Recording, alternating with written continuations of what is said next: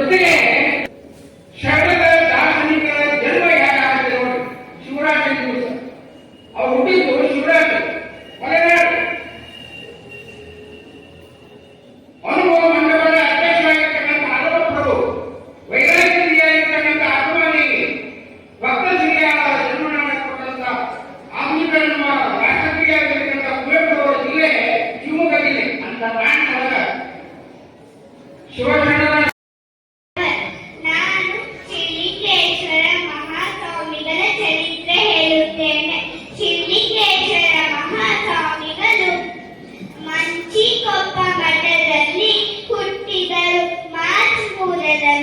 ಹುಟ್ಟಿದರು. ತಾಯಿ ಹೆಸರು ಫಕ್ಕೀರಮ್ಮ, ತಂದೆ ಹೆಸರು ಬಸವಣ್ಣಯ್ಯ. ಶಿವಲಿಂಗೇಶ್ವರ ವರಪ್ರಸಾದದಿಂದ ಹುಟ್ಟಿದರು. ಶಿವಲಿಂಗೇಶ್ವರ ಮಹಾಸ್ವಾಮಿಗಳು ತಾಯಿ ತಂದೆಯಾಗಿ ಬೆಳೆಸಿದರು. ಹಾಂಗಲಲ್ಲಿ ಲಾಲನೆ ಪಾಲನೆ ಮಾಡಲಾಯಿತು. ಶಿವಲಿಂಗೇಶ್ವರ ಮಹಾಸ್ವಾಮಿಗಳು ಹಾಲುಗಲ್ಲದ ಶಿವಯೋಗಿ, ಮುದ್ದೋಕಿನ ಈ ನಾಡಿನ ಶಿವಯೋಗಿ ಆಗುತ್ತೀಯ. ಯಾರು ಹೇಳಿದರು? ಹಾಂಗಲ್ ಕುಮಾರಸ್ವಾಮಿ ಮತ್ತು ಹಾವೇರಿ ಮಠದ ಶಿವಬಸವ ಸ್ವಾಮಿ ಹೇಳಿದರು. ಶರಣ ನಿದ್ದೆಗಲದರೆ ಶವ, ಶರಣ ಎದ್ದು ಕುಲದರೆ ಶಿವರಾತ್ರಿ, ಶರಣ ನಡೆದಾಡಿದರೆ ಪಾವನ. ಘಟದಿಂದ ಮಠ ಬೆಳಗಬಾರದು, ಮಠದಿಂದ ಘಟ ಬೆಳಗಬಾರದು, ಘಟದಿಂದ ಮಠ ಬೆಳಗಬೇಕು ಎಂಬ ವಾಣಿ ಅಂತ ನಡೆದರು.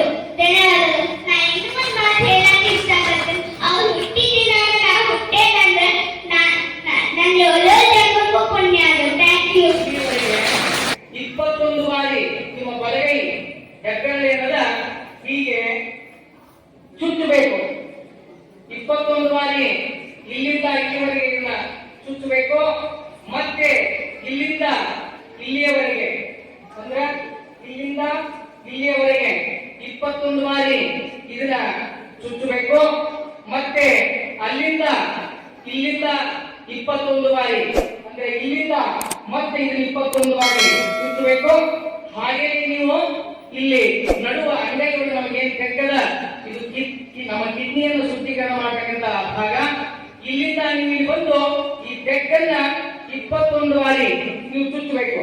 ಅಂದ್ರೆ 84 ಬಾರಿ ನೀವೇನಾದ್ರೂ ಎಲ್ಲಿ ಕುಂತಿರಲ್ಲೇ ಚುಚ್ಚಿದ್ರಿ ಅಂತಂದ್ರೆ ದಯಮಾಡಿ ಯಾರಿಗೆ ನಿಮಗೆ ಹೃದಯ ಭಾಗ ಆಗ್ಲಿ ಉದರ ಭಾಗ ಆಗ್ಲಿ ನೋವದ ಪೇನದ ಅಂದ್ರ ಇಲ್ಲೇ ನೀವು ಪರಿಣಾಮಕಾರಿ ಫಲಿತಾಂಶವನ್ನು ಪಡ್ಕೊಳ್ಳುವಂತ ಶಕ್ತಿ ಈ ಒಂದು ಮುದ್ರಾಯೋಗದೊಳಗದ. ದಯಮಾಡಿ ಯಾರಿಗೆ ದೇಹ ಶ್ರಮ ಇರ್ತದ ಅವರಿಗೆ ಮಾತ್ರ ಶರೀರ 100 ವರ್ಷವನ್ನ ಮುಟ್ಟುವಂತ ಶಕ್ತಿ ಬರ್ತದ ಹೊರತು ಅರ್ಧ ಕೆಜಿ ಉಪ್ಪಿಟ್ಟು ಕುಚ್ಚದ ಟಿವಿ ನೋಡಿದ್ರೆ ಮಾತ್ರ ಸಿಗೋದಕ್ಕೆ ಸಾಧ್ಯ ಇಲ್ಲ. ದಯಮಾಡಿ ಇದನ್ನ ಯಾರ್ಯಾರು ಮಾಡ್ತೀರೋ ಒಂದೇ ತಿಂಗಳೊಳಗೆ ಇವತ್ತಿರ್ತಕ್ಕಂಥ ನಿಮ್ಮ ದೇಹದಲ್ಲಿರ್ತಕ್ಕಂಥ ಸಿಂಟಾಂಶಗಳೇನದವೋ ಅವು ಪರಿಪೂರ್ಣ ಆರೋಗ್ಯವಾಗಿ ನಿಮ್ಗೆ ಎಲ್ಲರೂ ಅರ್ಥ ಆಗ್ತದೆ. ಇನ್ನೊಂದು ಈ ಕತ್ತಿನಿಂದ ಈ ಭುಜ ಶೋಲ್ಡರ್ ಏನದ, ಈ ಮಸ್ತಕ ಏನದ, ಯಾರ್ಯಾರು ಕುಂತೀರಿ ನರ ಹಿಡ್ಕೊಂಡದ ನಮ್ಮ 16 ವೈದ್ಯರ ಬಳಿ ಹೋಗಿ ಚಿಕಿತ್ಸೆ ತಗೊಂಡ್ರು ಕೂಡ ಈ ಭುಜದ ಭಾಗ, ಇಲ್ಲಿ ಕುತ್ತಿಗೆ ಭಾಗ, ಈ ನೆತ್ತಿ ಭಾಗದ ನರ ಏನಾದ್ರು ನಿಮ್ಗೆ ಹೊಡಿತಾ ಇತ್ತು ಅಂತಂದ್ರೆ ಇಲ್ಲೇ ನೀವೀಗ ಒಂದು ಅರ್ಧ ಗಂಟೆ ಒಳಗ ಆ ನೋವನ್ನ ಕಳ್ಕೊಂತಿರೋ ಇಲ್ಲೋ ನನ್ನ ಕಡೆ ನೋಡ್ರಿ. ಇಲ್ಲೇ ನಿಮ್ಮ ಈ 2 ಬೆರಳುಗಳನ್ನ ಈಗ ಕೂಡಿಸಿದ್ರಿ ಅಂತಂದ್ರ ಇದು ಮುದ್ರಾಯೋಗ ಆಗ್ತದ. ಈ 2 ಬೆರಳನ್ನ ಕೂಡಿಸಿದ್ರೆ ಮುದ್ರಾಯೋಗ ಆಗ್ತದ. ಆಗ ಅದೇ ಬೆರಳನ್ನ ಈ ಹೆಬ್ಬೆರಳಿನ ಮೇಲೆ ಆ ತೋರುಗಳನ್ನ ಒತ್ತಿ ನಿಮ್ಮ ಕೈಯಲ್ಲಿರ್ತಕ್ಕಂಥ ಬೆರಳುಗಳು ಇನ್ನು 3 ಬೆರಳು ಏನದವು ಇವು ಉದ್ದಕ್ಕಿರ್ಬೇಕು. ಈಗ ಇಲ್ಲಿ ನೋಡಿ, ಹೀಗೆ ಉದ್ದಕ್ಕಿತ್ತು ಅಂತಂದ್ರೆ ಯಾರಿಗೆ 170-80 ಹೈ ಬಿ ಪಿ ಇದೆಯೋ, ನಿಮ್ಮ ಮನಸ್ಸು ಉದ್ರೇಕಗೊಳ್ತಾ ಇದೆಯೋ, ಕೇವಲ 10 ನಿಮಿಷ ಮಾಡಿ ನೋಡ್ರಿ. ನಮ್ಮ ವೈದ್ಯರ ಬಳಿ ಹೋಗಿ ನೀವು ಟೆಸ್ಟ್ ಮಾಡ್ತೀರಿ, ನಿಮ್ಮ ಬಿ ಪಿ ಕೂಡ ನಾರ್ಮಲ್ ಆಗಿರ್ತದೆ. ದೇಹದ 72,000 ಕರ್ನಾಟಕಗಳು ಕೂಡ ಚೈತನ್ಯಗೊಳ್ಳುವಂತ ಶಕ್ತಿ ಈ ಒಂದು ಯೋಗಕ್ಕದ. ದಯಮಾಡಿ ಎಲ್ಲರೂ ಇದನ್ನ ಪಾಲಿಸಬೇಕು ಅಂತ ತಮ್ಮಲ್ಲಿ ಕೇಳಿಕೊಂಡು ನಾನು ಪರಮ ಪೂಜ್ಯರಾಗಿರ್ತಕ್ಕಂಥ ಸದಾಶಿವ ಮಹಾಸ್ವಾಮಿಗಳ ಅಪ್ಪಣೆ ಮೇರೆಗೆ ಈ ಮಠದಲ್ಲಿ 10 ವರ್ಷಗಳಿಂದ ಔಷಧಿಯನ್ನು ಕೊಡ್ತಾ ಇದ್ದೇನೆ. ನಿಮ್ಮೆಲ್ಲರ ಸಹಕಾರದೊಂದಿಗೆ ನನ್ನ ಪ್ರಾರ್ಥನೆ ಏನು ಅಂತಂದ್ರ ಆಹಾರ ಪದ್ಧತಿ ಯಾರಿಗೆ ಗೊತ್ತಿರ್ತದ ಅವ್ರಿಗೆ ಮಾತ್ರ ದೇಹ ತಾವು ಹೇಳಿದ ಕೇಳಂತ ಶಕ್ತಿ ಇರ್ತದೆ. ದಯಮಾಡಿ ಆಹಾರ ಪದ್ಧತಿಯನ್ನು ಸರಿಯಾಗಿ ಅದು ಪಾಲನೆ ಮಾಡಿ ಅಂತ ವೇದಿಕೆಗಿರ್ತಕ್ಕಂಥ ಪರಮಪೂಜ್ಯರ ಪಾದಕ್ಕೆ ಎಲ್ಲ ಗುರುಹಿರಿಯರ ಪಾದಕ್ಕೆ ಅರ್ಪಣೆ ಮಾಡಿ ನನ್ನ ಎರಡು ಮಾತು ವಿರಾಮವನ್ನು ನೀಡ್ತಾ ಇದ್ದೇನೆ. ಧನ್ಯವಾದ. ಮೈಸೂರು ಮಲ್ಲಿಗೆ ಗುಲಾಬಿ ಹೂಗಳ ಜೊತೆಗೆ ಮೈಸೂರು ಮಲ್ಲಿಗೆಯ ಮಾಲೆಯನ್ನ ಪೂಜ್ಯರ ಕೋಣೆಗೆ ಹಾಕಿ ಸಂತೋಷ ಪಡುವಾಗ ಭಕ್ತ ಸಂತೋಷ ಪಡಬೇಕು. ಅವಾಗ ಭಕ್ತ ಹೇಳ್ತಾರೆ ಸ್ವಾಮೀಜಿಯವರ ಕಾರ್ಯಕ್ರಮ ಮುಗಿಯವರೆಗೂ ತಮ್ಮ ಕೋಣೆಯಲ್ಲಿ ಮಾಲೆ ಹಾಗೆ ಇರಬೇಕು ಅಂತ ಕೇಳಿದ್ರು.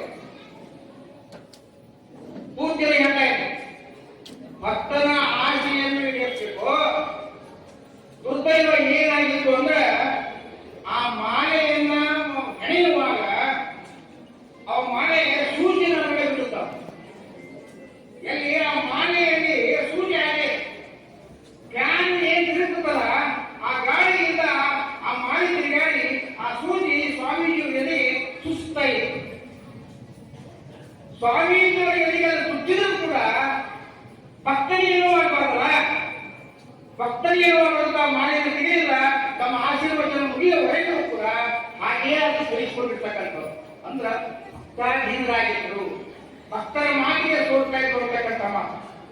ಬಹುಶಃ ಸುವರ್ಣಗಳು ಅಂತಂದ್ರೆ ಷಷ್ಠಿ ಸಮಾರಂಭ ಒಬ್ಬ ಪೂಜ್ಯರ ಬದುಕುಗಳಲ್ಲಿ ನಾವು ಅಪರೂಪವಾಗಿ ಕಾಣುವಂತ ಅಮೃತ ಮಹೋತ್ಸವ, ವಜ್ರ ಮಹೋತ್ಸವ, ಬೆಳ್ಳಿ ತುಲಾಭಾರ, ಲಕ್ಷ ದೀಪೋತ್ಸವ, ಭೀಮರಥ ಶಾಂತಿ, ಸಹಸ್ರ ಕಣ್ಣ ದರ್ಶನ, ಸುವರ್ಣ ಕಿರೀಟ, ಪ್ರಸಾದ ಮಠದ ಸಮರ್ಪಣೆ, ಐತಿಹಾಸಿಕ ಸುವರ್ಣ ತುಲಾಭಾರ ಇವೆಲ್ಲವುಗಳನ್ನು ಕಾಣುವಂತ ದೈವ ಹಾಗೆಯೇ ಸದ್ಭಕ್ತರಿಗೆ ಸಿಕ್ಕಿತ್ತು ಅನ್ನುವಂತ ಸರ್ವ ಧರ್ಮ ಸಮನ್ವಯಕ್ಕೆ ಸಾರ್ಥಕ ಬದುಕನ್ನು ರೂಪಿಸಿರ್ತಕ್ಕಂಥ ಪೂಜ್ಯರು ತಮ್ಮ 92 ವರ್ಷಗಳಲ್ಲಿ ನಾನು ಅಗಡಿಯಲ್ಲಿ ಶಿಕ್ಷಕನಾಗಿ ಸೇವೆ ಸಲ್ಲಿಸಬೇಕಾದಾಗ ನಮ್ಮ ಅಗಡಿ ಆಮಂತ್ರಣ ಪೂಜ್ಯರಿಗೆ ಆಮಂತ್ರಣ ಪತ್ರಿಕೆ ಕೊಟ್ಬರಿ ಅವರಿಗೆ ಕಾರ್ಯಕ್ರಮ ಕೊಡಲಿಕ್ಕೆ ಕನವಲ್ಲಿ ಅವರ ಕೋಟಿಲಿಂಗೇಶ್ವರ ಕಾರ್ಯಕ್ರಮ ಬೃಹತ್ ಕಾರ್ಯಕ್ರಮವನ್ನ ಆನಂದವನ್ನು ಪೂಜ್ಯರು ಇಟ್ಕೊಂಡು ಆ ಆಮಂತ್ರಣ ಪತ್ರಿಕೆಯನ್ನು ಕೊಡಲಿಕ್ಕೆ ಬಂದಾಗ ಪೂಜ್ಯರು ಒಳಗಿದ್ರು. ನಾನು ಆಮಂತ್ರಣ ಪತ್ರಿಕೆ ಕೊಟ್ಟೆ. ಅವಾಗ ಅವ್ರು ನನಗೆ ಹೇಳಿದ್ರು, ಸರ್ ಅದ್ರ ಏನು ಸ್ವಲ್ಪ ಓದಿ ಅಂತ. ಅವಾಗ ನಾನು ಹೇಳಿದೆ, ಪೂಜ್ಯರ ನನ್ನ ಕನ್ನಡಕ ಅದು ಹೊರಗಲ್ಲ ತಗೊಂಡು ಸ್ವಲ್ಪ ಆಮೇಲೆ ಓದಿ ಹೇಳ್ತೇನೆ ಅಂತ. ನಿಮ್ಗೆ ಎಷ್ಟು ವಯಸ್ಸು? 55. ನನಗೆ ಎಷ್ಟು ಕೊಟ್ಟಿದ್ದೇನು? 75. ನಿನಗೆ 55, ನನಗೆ 75. ಹಾಗೆ ನಾನು ಹೋಗ್ತೇನೆ. ಕಳಂಕವಾಸ ದೃಷ್ಟಿ, ಆ ದೃಷ್ಟಿಯ ತೇಜ ಪುಂಜ 92 ವರ್ಷಗಳ ಇಡೀ ವಯಸ್ಸಿನಲ್ಲಿ ಕೂಡ ತಮಗೆಲ್ಲ ಗೊತ್ತದೆ. 1893ರಲ್ಲಿ ವಿಶ್ವ ಧರ್ಮ ಸಮ್ಮೇಳನ ಅಮೆರಿಕೆಯ ಚಿಕಾಗೋ ನಗರದಲ್ಲಿ ನಡೆದಾಗ ಸ್ವಾಮಿ ವಿವೇಕಾನಂದರ ಭಾಷಣ ಭಾರತ ಆಯಿತು. ಪಿನ್ ಡ್ರಾಪ್ ಸೈಲೆನ್ಸ್, ನಿಶ್ಶಬ್ದ. ಹುಕ್ಕೇರಿ ಮಠದ ಜಾತ್ರೆಯ ಯಾವುದೇ ಸಂದರ್ಭಗಳಲ್ಲಿ ಪೂಜ್ಯರ ಆಶೀರ್ವಚನ ಅಂದ್ರೆ ನಿಶ್ಶಬ್ದ. ಮೈಲಾರಿ ಜಾತ್ರೆ ಮೊನ್ನೆ ತಾವು ನೋಡಿದ್ರಿ. ಒಬ್ಬ ಕಾಣಿಕ ಮೇಲಲ್ಲಿ ಬಿಲ್ಲಲ್ಲಿ ಏರಿ ಕಾಣಿಕವನ್ನು ನುಡಿಯುವಂತದ್ದು. ಇಡೀ ಲಕ್ಷ ಜನ ಸೇರಿರ್ತಾರ. ಬಿಲ್ ಏರಿ ಸುತ್ತಲೂ ನೋಡಿ ಸತ್ತಲೇ. ಈ ಒಂದು ಮಾತು ಇಡೀ ಜಾತಿ ಸ್ತಬ್ಧ. ಪೂಜ್ಯ ಸ್ವಾಮೀಜಿಯವರ ಆಶೀರ್ವಾದ ಪ್ರಾರಂಭ ಮಾಡಿದ್ರು. ಪಿನ್ ಡ್ರಾಪ್ ಸೈಲೆನ್ಸ್, ನಿಶ್ಶಬ್ದ, ಅಸ್ಖಲಿತವಾಣಿ, ಅಮೋಘವಾಗಿರುವಂತಹ ನುಡಿಮುತ್ತುಗಳು, ಇವುಗಳನ್ನು ಕಾಣುವಂತಹ ಹಾವೇರಿಯ ಸದ್ಭಕ್ತರು 92 ವರ್ಷಗಳ ಕಾಲ ನಾವೆಲ್ಲ ನಿರೀಕ್ಷೆ ಮಾಡಿದ್ವಿ. ಅವರು ಶತವರ್ಷಗಳಲ್ಲಿ ನಾವು ಅದರ ಕಾಣಿಕೆ ಬರ್ತಕ್ಕಂಥ ಭಕ್ತರು ಕಾತುರರಾಗಿದ್ದರು. ನಾಡು ಭಕ್ತವಾಗಿದ್ದು 3 ದರ್ಶನಗಳಲ್ಲಿ ನಾವು ಕಾಣ್ತಾ ಇದ್ದೇವೆ. ತುಮಕೂರು ಸಿದ್ಧಗಂಗಾ ಮಠದ ಶ್ರೀಗಳವರು ಲಿಂಗೈಕ್ಯರಾದಾಗ ನಾಡು ಭಕ್ತವಾಗಿತ್ತು. ವಿಜಯಪುರದ ಸಿದ್ದೇಶ್ವರ ಸ್ವಾಮೀಜಿಯವರು ಲಿಂಗೈಕ್ಯರಾದಾಗ ಸ್ಪತ್ತಾಗಿತ್ತು. ಪೂಜ್ಯರು ಲಿಂಗೈಕ್ಯರಾದಾಗ ಇಡೀ ನಾಡು ಸ್ತಬ್ಧವಾಗಿತ್ತು. ಬಹುಶಃ ನಮ್ಮ ಮನೆಯವರು ಯಾರಾದರೂ ಅವರಿಂದ ದೂರ ಆದ್ರೆ ಅಷ್ಟು ದುಃಖ ಪಟ್ಟಿದ್ದಿಲ್ಲ ಗೊತ್ತಿಲ್ಲ. ಆದ್ರೆ ಪೂಜ್ಯರು ಲಿಂಗೈಕ್ಯರಾಗಿರುವಂತಹ ವಾಕ್ಯನ ಕೇಳಿ ಕೋಟಿ ಕೋಟಿ ಜನ ಅಶ್ರು ತರ್ಪಣವನ್ನು ಸಲ್ಲಿಸಿದ್ರು. ನಾವು ಕಂಡೇ ಇದ್ವಿ. ಎಲ್ಲಿಂದೋ ಎಲ್ಲಿರ್ತಕ್ಕಂತಹ ಭಕ್ತರು ವಾಹನಗಳಲ್ಲಿ ಬಂದು ಆಟೋದವರು ಸಹಿತ ಯಾರು ಹುದ್ದೆಯನ್ನು ಮಾಡಬೇಕು ಭಕ್ತರು ಬರ್ತಾರ, ಬೇರೆ ಊರಿನಿಂದ ಬರ್ತಕ್ಕಂಥವರಿಗೆ ದುಡ್ಡು ತಗೋತಿಲ್ಲ, ಉಕ್ಕಡೆಯಾಗಿ ಬರೀ ನಮಗೊಂದು ಸೇವಾ ಬಗ್ಗೆ ಸಿಕ್ಕಿದೆ. ಸುಮಾರು ಇಡೀ ಹಾವೇರಿಯ ಸದ್ಭಕ್ತರು ಅನಾಥ ಪ್ರಜ್ಞೆ ಕಾಣುತ್ತದೆ. ಏನಪ್ಪ ಹುದ್ದೆ ಮತ್ತು ಪೂಜ್ಯ ಲಿಂಗೈಕ್ಯ ಆದ್ಮೇಲೆ ಮುಂದೆ ನಮ್ಮ ಗತಿ ಏನು ಅಂತಕ್ಕಂಥದ್ರೊಳಗ ಹುದ್ದೆ ಮಾಡಕ್ಕೆ ಹೊಸ ಬೆಳಗಾಗಿ ಬಂದಿರ್ತಕ್ಕಂಥವ್ರು ನಾವು ಕಾಣ್ತಾ ಇದ್ದೇವೆ. ಸ್ವಾಮಿ ವಿವೇಕಾನಂದರು ನಾವು ನೋಡಿ ಒಂದು ಕಡೆ ಹೇಳಿದ್ದಾರೆ, ಭಾರತವನ್ನು ತಿಳಿಯಬೇಕೆಂದಿದ್ದರೆ ಸ್ವಾಮಿ ವಿವೇಕಾನಂದರನ್ನು ನೋಡು. ಭಾರತವನ್ನು ತಿಳಿಯಬೇಕೆಂದಿದ್ದರೆ ಸ್ವಾಮಿ ವಿವೇಕಾನಂದರನ್ನು ನೋಡು.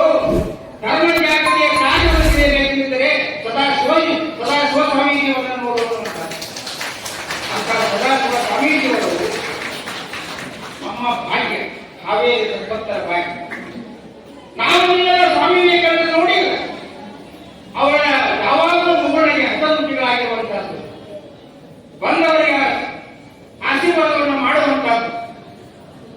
ಇದು ಇಷ್ಟೆಲ್ಲ ಇಷ್ಟು ಮಾತು ಸಾಕು.